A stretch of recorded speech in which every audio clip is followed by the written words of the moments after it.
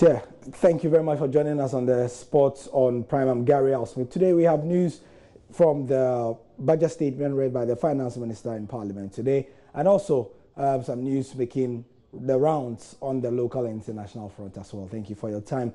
So today we know that in addition to the 27 million Ghana cedis that was allocated for youth and sport 2 years ago, and the 46 million allocated for the same this year, next year we'll be having another amount coming. Now, the budget statement that was read today by the Finance Minister gave us a hint of what we should expect in the next fiscal year. And as can be seen on myjoyonline.com, in 2018, the ministry will continue to process the process of passing the legislative instruments of the National Youth and Sports Act, pursue the enactment of the draft National Sports College Bill, and create a sports fund to improve sports development in the country.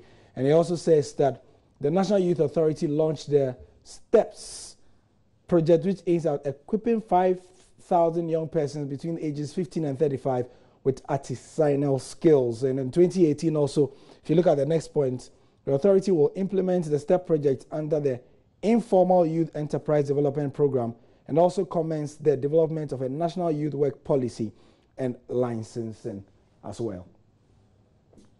There was also talk about renovating some of the infrastructure in the country in order for us to be able to have more of the sporting disciplines get a lot of game time across the calendar year.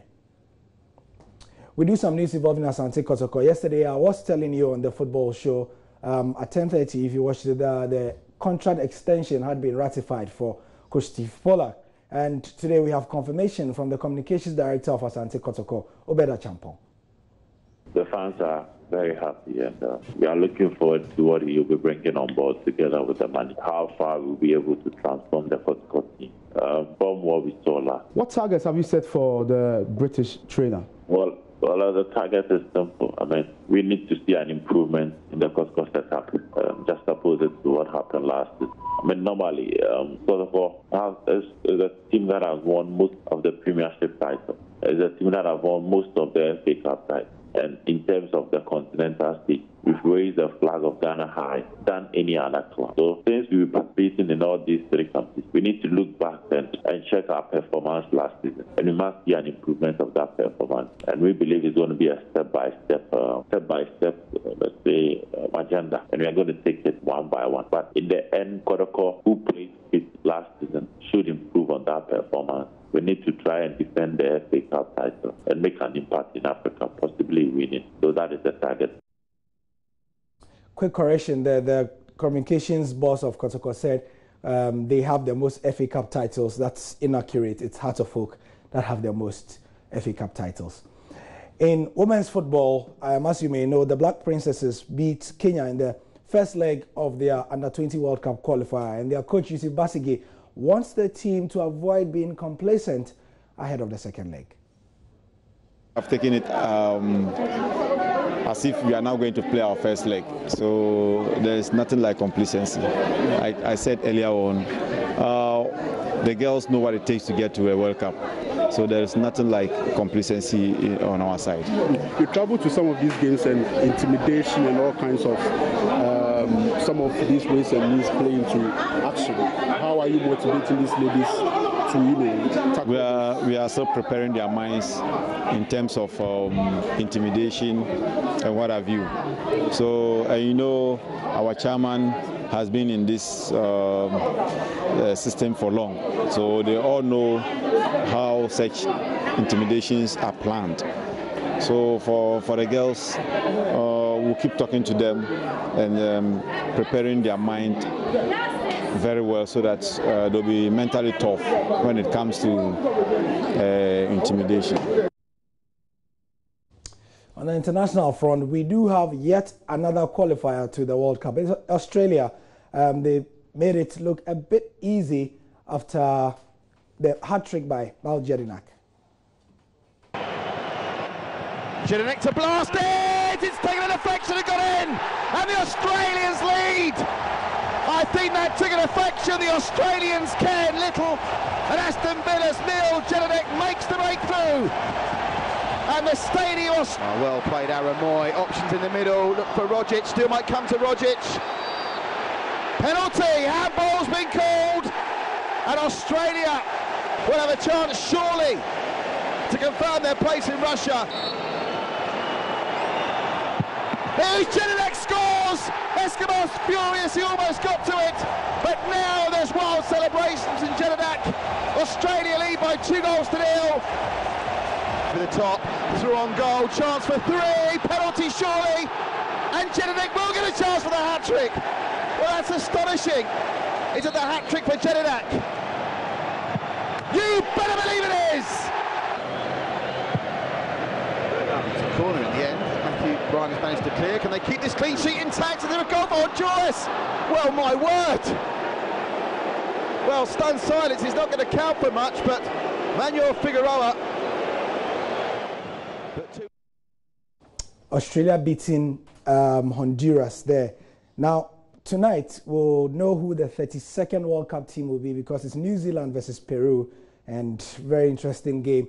New Zealand had to travel almost 24 hours from Wellington. They went from Wellington to Auckland, Auckland to Buenos Aires to Lima, and then back to where the game will be played. Very, very long journey as they play Peru in that one. We'll be giving you updates on the football show.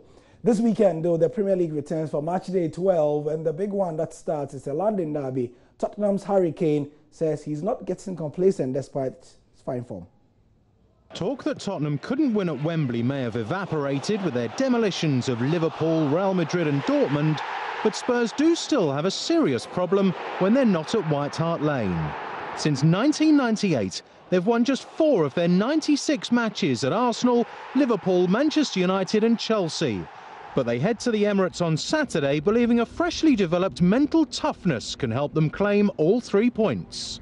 I think it's pretty much a lot of it, you know. It's a big part of it. Of course, everyone's very good technically, everyone's physically very good, but mentally that's where a lot of people, it's the difference between a good player and a great player, you know. Mauricio Pochettino believes Kane has turned himself into a warrior over the last 3 seasons and become the best player in the world in terms of willpower, endeavour and mental strength.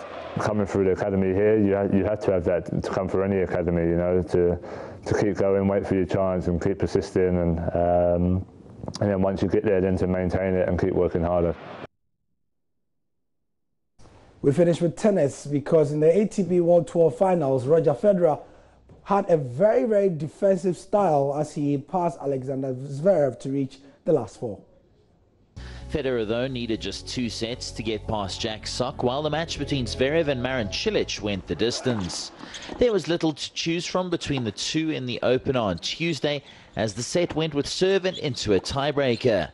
Despite trailing early, the second seed rallied to take the first set 7-6 in just under an hour. Federer was into the lead early in the second set. He broke the German in the first game and consolidated for a 2-love lead. However, Zverev broke the Swiss master before holding to get the set back on serve. It stayed that way until the 12th game. Serving to stay in the set, Federer was under pressure but managed to save 2 set points. However, Zverev finally got the breakthrough, leveling the match at a set apiece in 1 hour and 42 minutes. The decider was a one-sided affair. At 1-1, Federer broke Zverev and never looked back. 2 more breaks of serve saw him wrap up the match 7-6, 5-7, 6-1 in 2 hours and 12 minutes. With the win, Federer qualified for the semi-finals for the 14th time in his 15 appearances, while Sock and Zverev will battle for the remaining spot in the last 4. And Federer said afterward that he was happy he was able to play a defensive game as well, showing that he has not lost his touch for keeping it tight and simple. Anyway, we'll be keeping it tight and simple at 10:30 on the football show. Today's installment, we'll be looking at the budget in detail. We'll be looking at some of the figures that weren't told by the finance minister and how possibly the Ministry of Youth and Sport and the National Sports Authority can make the most of the little money that they've been given. Elsewhere, we'll be looking at some of the international fixtures that are coming this weekend as well. Join us from 10:30. I'm Gary Al Smith, and see you soon.